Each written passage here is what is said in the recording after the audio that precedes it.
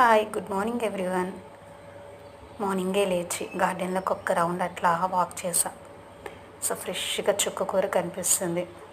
ఇంకెందుకు ఆలస్యం, దాంతోపాటు టమాటా చెట్టుకు టమాటాలు, మిర్చి చెట్టుకి మిర్చి, వీటి మూడింటితో పాటు చిలుక తోటకూర కూడా కనిపించింది. సో దాన్ని కూడా తీసుకొని వచ్చాను.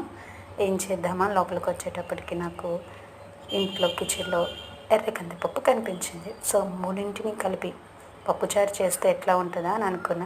వీటన్నిటిని కుక్కర్లో పెట్టాను, స్టవ్ మీద పెట్టాను. వెంటనే ఒక 3 విజిల్స్ వచ్చింది. అంతే, 3 విజిల్స్ రాగానే పప్పు ఇలా మెత్తగా అవుతుంది కదా, దీన్ని బాగా స్మాష్ చేసుకొని, పప్పు చారు కాబట్టి కొంచెం కారం వేయాలండి. పప్పు అయితే వేసుకోమను. సో ఇందులో కొంచెం కారం, పసుపు, ఉప్పు వేసేసి కొంచెం మరిగాక పోపుకు సంబంధించినవి తీసుకొని మంచిగా పోపు పెట్టుకొని మరియు ఈ పప్పు చారుని అందులో వేసుకొని తింటే అబ్బబ్బబ్బా. Thank you.